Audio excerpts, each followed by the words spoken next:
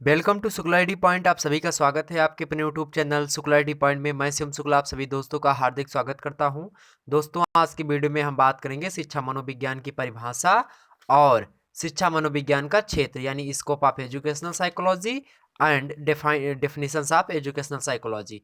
इससे पहले जस्ट हमने बात करी थी utility and importance of educational psychology and हमने बात करी थी मीनिंग ऑफ एजुकेशनल साइकोलॉजी यानी शिक्षा मनोविज्ञान का अर्थ एवं शिक्षा मनोविज्ञान की उपयोगिता एवं महत्व। और उससे पहले वाले लेक्चर में हमने समझा था कि मनोविज्ञान का क्या अर्थ होता है, मनोविज्ञान कैसा विज्ञान है, यानी आत्मा का विज्ञान है या मन का विज्ञान है या चेतना का विज्ञान है या फिर व्यवहार का अध्ययन है।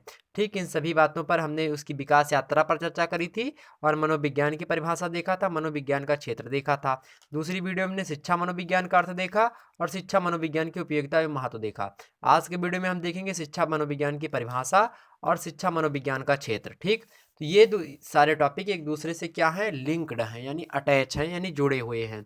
जब तक आप वो दो वीडियो नहीं देखे हैं और ये तीसरी वीडियो देखने के लिए नए नए अभी आए हैं तो उससे पहले आप वो दो वीडियो जा करके देख लीजिए, क्योंकि अगर उन दोनों वीडियो को आपने नहीं देखा तो इस वीडियो को समझने में थोड़ी दिक्कत होगी। ऐसा नहीं दिक्कत होगी, लेकिन थोड़ी बहुत दिक्कत जरूर आएगी। तो प्लीज़ मित्रों, अगर उस वीडियो को आपने नहीं देखा तो प्लीज़ देख लीजिए। और आपने जो है अगर चैनल पे अभी नए नए आए हैं तो सब्सक्राइब करें, क्योंकि मैं पूरा कंप्लीट सिलेबस आपको करवाऊंगा अपने ही चैनल, इसी चैनल पे। तो मैं पूरा आपको कंप्लीट सिलेबस करवाऊंगा। ऐसा नहीं है कि मैं मझधार में आपको छोड़ दूंगा, ऐसी कोई बात नहीं है। पेपर आने तक आपका पूरा सिलेबस कंप्लीट होगा। उसके बाद में आपको मैं पीडीएफ में नोट्स भी दे दूंगा। साथ ही साथ एक रिवीजन व्यू में मैं एक 2.5 से 2 घंटे का वीडियो लाऊंगा, जिसमें मैं सारे के सारा जितना भी प्रश्न है उनको थोड़े थोड़े वे में आपको बताने का प्रयास करूंगा। ठीक है, फिलहाल आज की वीडियो पर चर्चा करते हैं और जानते हैं ये लेक्चर किस छात्र छात्राओं के लिए महत्वपूर्ण है।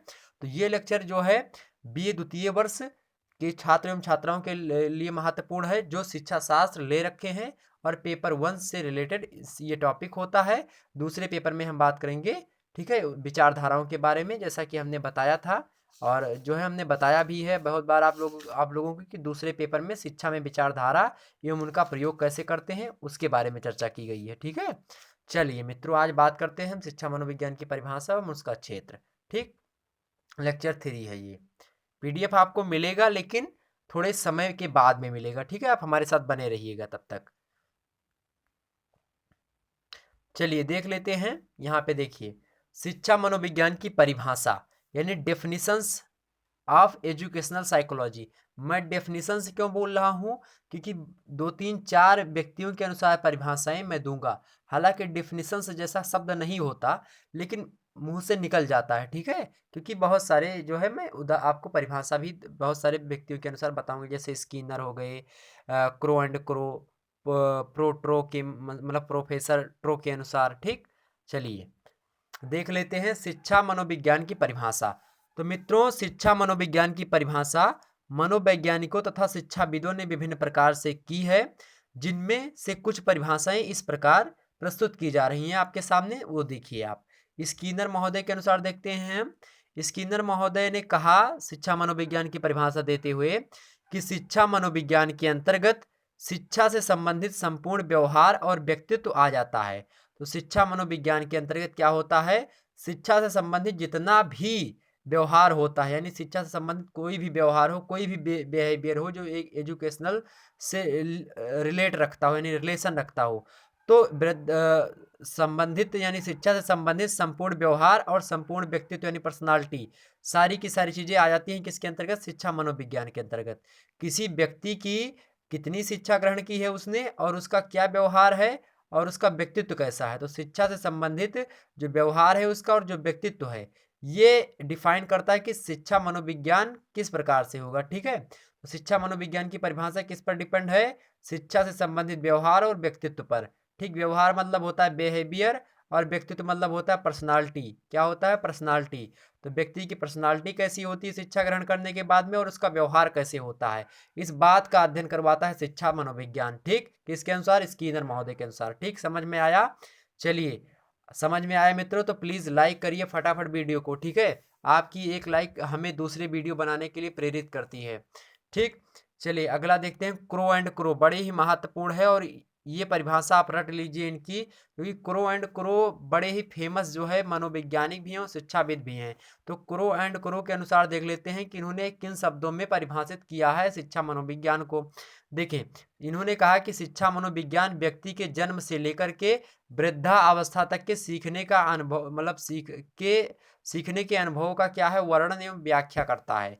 तो शिक्षा मनोविज्ञान क्या करता है, कोई व्यक्ति है, उस जब से पैदा होता है और पैदा होने से लेकर के जब तक मर नहीं जाता वृद्धावस्था तक, तब तक उसने क्या क्या चीजें सीखी हैं, जो चीजें वो व्यक्ति सीखता है, वो सीखने के बाद में जो वो अनुभव करता है, और अनुभव करने के बाद में जो सारे मटेरियल हमको देता है यानी प्राप्त होता है। मान लिया कोई व्यक्ति है, वो पैदा हुआ और पैदा होने के बाद में बहुत सारा ज्ञान प्राप्त किया इधर उधर से, और उसके बाद में वृद्धावस्था आई, और वृद्धावस्था आने से पहले उसने जो है सारी चीज़ें जितनी उसके जीवन में घटित घटनाएं हुई थी, या फिर जितना चीज़ें उसने अपने जीवन में अनुभव किया था, वो अनुभव क्या करता है, उसको लिख देता है। तो उसी चीज़ को हम क्या कहते हैं, वो और अलग टॉपिक का नहीं कि मान लिया वहाँ पे गया तो देखा कि वहाँ पे कोई पर्वत था, वहाँ पे सुएज नहर थी, वहाँ पे आल्पस पर्वत था, वहाँ पे माउंटेन था कोई, तो उसके बारे में लिख दे, नहीं, ऐसा नहीं।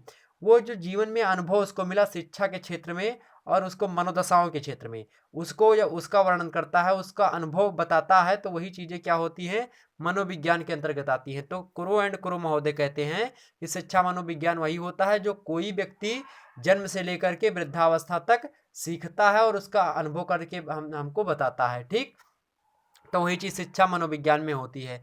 अगले आपके हैं प्रोफेसर ट्रो। तो प्रोफेसर ट्रो के अनुसार क्या है शिक्षा मनोविज्ञान, देख लेते हैं। तो शिक्षा मनोविज्ञान शैक्षिक परिस्थितियों का मनोवैज्ञानिक दृष्टि से अध्ययन है। तो शिक्षा मनोविज्ञान क्या है, जो शैक्षिक परिस्थितियां होती है, यानी शिक्षा की जो परिस्थितियां होगी, यानी जो एजुकेशनल सिचुएशन होगी, वही क्या होगी, वही मनोवैज्ञानिक दृष्टि से उसका अध्ययन हम करते हैं। तो किसका अध्ययन करते हैं, मनोवैज्ञानिक दृष्टि से शैक्षणिक पद्धतियों का यानी शैक्षणिक परिस्थितियों का हम अध्ययन करते हैं। किसके अंतर्गत, शिक्षा मनोविज्ञान के अंतर्गत। तो मनोवैज्ञानिक पद्धति से, मनोवैज्ञानिक दृष्टि से शैक्षणिक परिस्थितियों का अध्ययन करना ही क्या कहलाता है, शिक्षा मनोविज्ञान कहलाता है, प्रोफेसर ट्रो के शब्दों में। संक्षिप्त रूप से यह हम कह सकते हैं मित्रों कि शिक्षा संबंधी समस्याओं के समाधान में मनोविज्ञान का प्रयोग किया जाता है।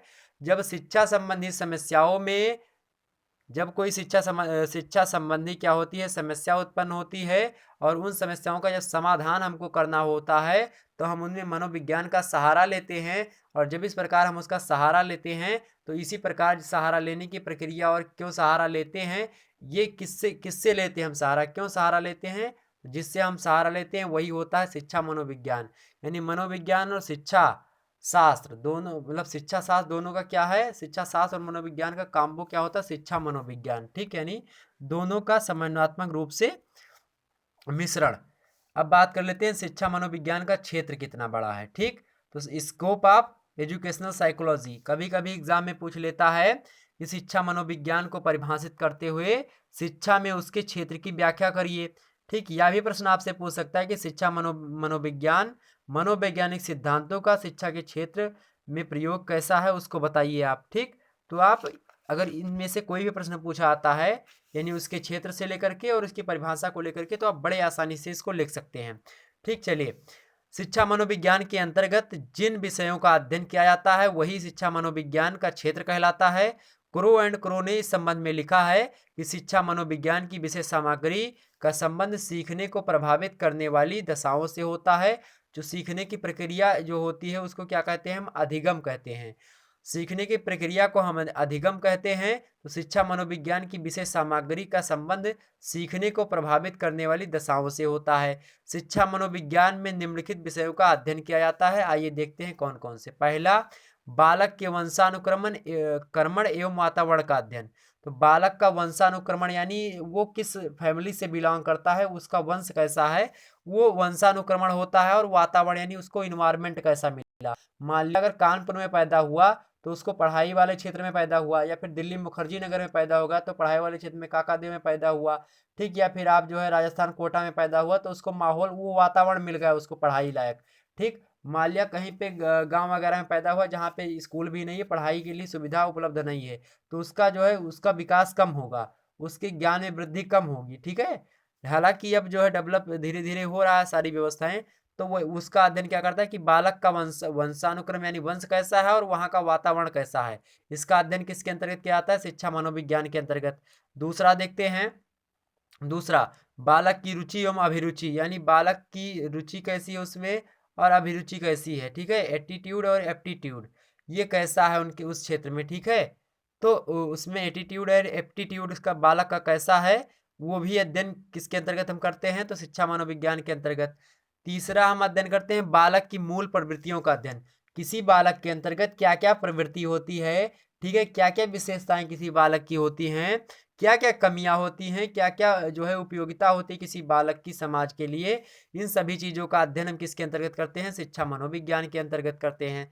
चौथा देखते हैं मित्रों, बालक के विकास की विभिन्न अवस्थाओं का अध्ययन भी हम शिक्षा मनोविज्ञान के अंतर्गत करते हैं। तो बालक की विभिन्न अवस्थाओं का अध्ययन हम किसके अंतर्गत करते हैं, शिक्षा मनोविज्ञान के अंतर्गत। कि बालक 5 साल का होगा तो क्या पढ़ेगा, बालक 10 साल का होगा, 12 साल का होगा तो क्या पढ़ेगा। आप खुद अपने हिसाब से सिलेबस नहीं डिसाइड करते मित्रों। आज आप शिक्षा शास्त्र पढ़ रहे हैं, ये अपने मन से नहीं पढ़ रहे हैं, इसमें शिक्षा शास्त्रियों के द्वारा, शिक्षा मनोविज्ञान के द्वारा विभिन्न टॉपिक सम्मिलित किया गया है और वही टॉपिक आप पढ़ते हैं, ठीक है। कोई ज़रूरी नहीं कि मान लिया इतिहास में आपने पढ़ा था कि बाबर को ही पढ़ना है, अकबर को पढ़ना है, क्यों सिलेबस में कोई शामिल जो किए जाते हैं, शामिल किए जाते हैं सिलेबस में जो राइटर वगैरह शामिल किए जाते हैं। मान लिया आपको मैं मैथिली शरणगुप्त को नहीं पढ़ूंगा हिंदी साहित्य में, मैं उनको पढ़ूँ, जयशंकर प्रसाद को पढ़ूंगा, मैं प्रताप नारायण मिश्र को पढ़ूंगा, ठीक है। तो वो आप पे डिपेंड नहीं करता, सिलेबस में जो शामिल है शुरुआत से आप पढ़ते आएंगे, कबीर दास, तुलसीदास, मलिक मोहम्मद जायसी, सूरदास, रहीमदास, इन सभी को हमेशा से शुरुआत से ही हर पेपर में 6 7 8 में नहीं तो लेकिन 10 9 10 11 12 में तो जरूर मिले होंगे आपको, ठीक है। तो वही चीज़ें हैं। तो वो डिसाइड कौन करेगा, बालक के विकास की जो विभिन्न अवस्थाएं होती हैं वो डिसाइड कौन करता है, वो डिसाइड करता है शिक्षा मनोविज्ञान। उसी के अंतर्गत जो है शिक्षा मनोविज्ञान के अंतर्गत बालक की विभिन्न अवस्थाओं का अध्ययन हम करते हैं। ठीक है, आगे बढ़ते हैं हम। पांचवा कि बालक की व्यक्तिगत विभिन्नताओं का भी अध्ययन करते हैं कि बालक किस प्रकार से भिन्न होगा दूसरे बालक से, इसका भी अध्ययन करते हैं। यानी बालक कौन सा मंद बुद्धि का है, कौन तीव्र बुद्धि का है, कौन किसके अंतर्गत चंचलता ज़्यादा है, कौन दुष्ट प्रवृत्ति का है। तो ये सारी की सारी बातें हम शिक्षा मनोविज्ञान अगर पढ़े हैं तो बालक को देखकर हम बता सकते हैं कि इस बालक के अंदर क्या क्या चीज़ें हैं जो इस दूसरे बालक से इसको भिन्न करती है, यानी अलग करती है। ठीक, छठवा देखते हैं प्रतिभा संपन्न पिछड़े एवं विकलांग बालकों का अध्ययन। जो प्रतिभा संपन्न यानी जो जो है टैलेंटेड लड़के होते हैं उनका अध्ययन, जो पिछड़े हुए होते हैं मंद बुद्धि वाले उनका अध्ययन, बालकों का जो विकलांग कोई बालक होता है उनका अध्ययन, इन सभी का अध्ययन इसके अंतर्गत करते हैं। साथ ही साथ सीखने की क्रियाओं का अध्ययन करते हैं, यानी जिसको अधिगम बोला जाता है, तो अधिगम का अध्ययन भी इसके अंतर्गत हम करते हैं। साथ ही साथ आठवां देखिए बुद्धि व्यक्तित्व, यानी बुद्धि व्यक्तित्व मतलब पर्सनालिटी होता है, और व्यक्ति विभिन्नता, तो व्यक्ति विभिन्नता कैसे होगी, ठीक है, बुद्धि उसकी कैसी होगी और व्यक्तित्व उसका कैसा होगा, इसका भी अध्ययन हम किसके अंतर्गत करते हैं, शिक्षा मनोविज्ञान के अंतर्गत करते हैं। ठीक, साथ ही साथ शिक्षण विधियों का अध्ययन, कौन कौन सी शिक्षण विधियाँ होती हमने बताया कि सिलेबस आपके अकॉर्डिंग जो है डिसाइड नहीं करता, सिलेबस वो खुद ही डिसाइड करते हैं किसी भी चीज़ का। आप एसएससी का पेपर देते हैं, बैंक का देते हैं, ठीक है, किसी का भी देते हैं, रेलवे का देते हैं, पुलिस का देते हैं, तो उसमें सिलेबस आप डिसाइड नहीं करते, सिलेबस जो है एसएससी डिसाइड करती है, स्टाफ सिलेक्शन कमीशन डिसाइड करती है, संघ लोक सेवा आयोग डिसाइड करती है। ठीक है, इसी प्रकार से शिक्षण विधियों का जो अध्ययन होता है वो कौन करवाता है, तो शिक्षा मनोविज्ञान करवाता है कि किस प्रकार से शिक्षण की विधियां होंगी, किस प्रकार से बालक पहली में क्या पढ़ेगा, दूसरी में क्या पढ़ेगा, तीसरी में क्या पढ़ेगा, ये सारा सारा कौन डिसाइड करता है, तो शिक्षा मनोविज्ञान डिसाइड करता है। ठीक, 10वां देखें अपराधी बालकों की समस्याओं का अध्ययन। जो अपराधी बालक होते हैं उनकी क्या क्या समस्याएं होती हैं उनका भी अध्ययन शिक्षा मनोविज्ञान के अंतर्गत करना पड़ता है।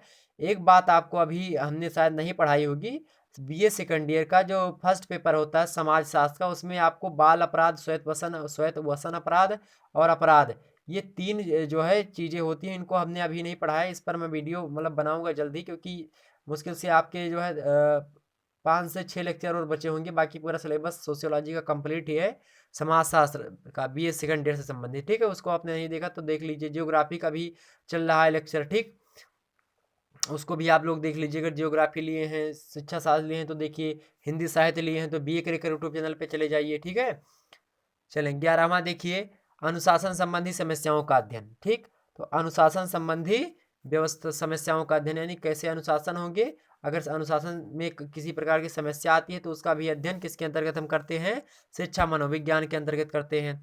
तो इस प्रकार से आपने समझा 11 क्षेत्र लगभग, ठीक है, और भी क्षेत्र हैं 11 महत्वपूर्ण थे, हमने बता दिया। इसका स्क्रीनशॉट लेना चाहे तो ले लीजिए, वरना मैं जब परीक्षा का लास्ट समय आएगा लगभग आज से 15-16 दिन बाद, जब मैं पूरा चैप्टर कंप्लीट करवा लूँगा तो इसकी पीडीएफ बना दूंगा, और पीडीएफ आप रख लीजिएगा, उसका भी अध्ययन कर लीजिएगा, और साथ ही साथ मैं रिवीजन मोड में एक अच्छी वीडियो बनाऊंगा 2-3 घंटे की जो बनेगी, ठीक है। वो बाद में डिसाइड करेंगे हम कितने घंटे की बनती है, कैसे बनती है, वो सिलेबस पे डिपेंड करेगा, ठीक। चलिए, शिक्षा मनोविज्ञान के क्षेत्र को हम स्किनर के शब्दों में इस प्रकार कह सकते हैं कि शिक्षा मनोविज्ञान के क्षेत्र वे सब ज्ञान और विधियां मतलब वे सभी ज्ञान और विधियां सम्मिलित हो जाती हैं जो सीखने की प्रक्रिया से अधिक अच्छी प्रकार समझने और अधिक कुशलता से निर्देशित करने के लिए आवश्यक होती हैं। तो जो भी चीज़ें हमको सीखने में मदद करती हैं, जो भी चीज़ें हमारे व्यक्तित्व का विकास करती हैं, जो भी चीज़ें हमारे सामाजिक मूल्यों का निर्वहन करवाने के लिए हमको नैतिक दायित्व प्रदान करती हैं, इन सभी चीज़ों का अगर हम अध्ययन करते हैं तो किसके अंतर्गत करते हैं, वो हम शिक्षा मनोविज्ञान के अंतर्गत करते हैं, ठीक है मित्रों। इतनी बात क्लियर हुई। तो शिक्षा मनोविज्ञान के अंतर्गत हम किसका किसका अध्ययन करते हैं, एक बार फिर से देख लेते हैं। तो शिक्षा मनोविज्ञान के अंतर्गत हम अध्ययन करते हैं बालक के वंशानुक्रमण एवं वातावरण का अध्ययन करते हैं। दूसरा, बालक की रुचि और अभिरुचि का अध्ययन करते हैं। बालक की मूल प्रवृत्ति का अध्ययन करते हैं। बालक के विकास की विभिन्न अवस्थाओं का अध्ययन करते हैं। बालक की व्यक्तिगत विशेषताओं विभिन्नताओं का अध्ययन करते हैं। बालक प्रतिभा संपन्न होगा या पिछड़ा होगा, विकलांग होगा, इनका अध्ययन करते हैं। सीखने की प्रक्रिया का अध्ययन करते हैं। सीखने की क्रियाओं का अध्ययन करते हैं। बुद्धि, व्यक्तित्व एवं व्यक्तित्व विभिन्नता का अध्ययन करते हैं। शिक्षण विधियों का अध्ययन करते हैं। अपराधी बालकों की समस्याओं का अध्ययन करते हैं। अनुशासन संबंधी समस्याओं का अध्ययन करते हैं। इस प्रकार से लगभग 11 प्रकार के चीज़ों का हम अध्ययन शिक्षा मनोविज्ञान के अंतर्गत करते हैं। और भी सारे क्षेत्र हैं, लेकिन यहाँ पे 11 इंपॉर्टेंट है जो कि एकदम से बेसिक फंडा था, तो उसको हमने आपको बता दिया। तो हालांकि मित्रों, आप जो है इतना अगर लिख देंगे तो आप कोई एग्जामिनर ऐसा नहीं होगा जो पूरा का पूरा नंबर नहीं देना चाहेगा, ठीक। तो इसको आप बिल्कुल से ध्यान में रख लीजिए, क्योंकि ये क्या है, एक मूल है। ये 3 लेक्चर जो अभी तक हो गए हैं ये बड़ी ही महत्वपूर्ण है। इसके बाद में शिक्षा और मनोविज्ञान के बीच में क्या इंटर रिलेशनशिप है, यानी व्हाट इज जो है relationship, what is relationship of क्या एजुकेशन एंड जो है साइकोलॉजी। तो एजुकेशन एंड साइकोलॉजी के बीच में क्या अंतर संबंध है, इंटर रिलेशनशिप है, उसको हम देखेंगे अगली वीडियो में, ठीक है। जो लेक्चर 4 होगा उसमें देखेंगे, ठीक। तो चलिए मित्रों, फिर मिलेंगे लेक्चर 4 के अंतर्गत, ठीक है। तब तक के लिए आप लोग मज़े में रहिए, सुखी रहिए और खुशी से रहिए। मुँह से निकल गया सुस्त रहिए, कोई बात नहीं, क्षमा प्रार्थी हैं। चलें मित्रों, मिलेंगे अगले वीडियो में, तब तक के लिए जय हिंद, जय भारत।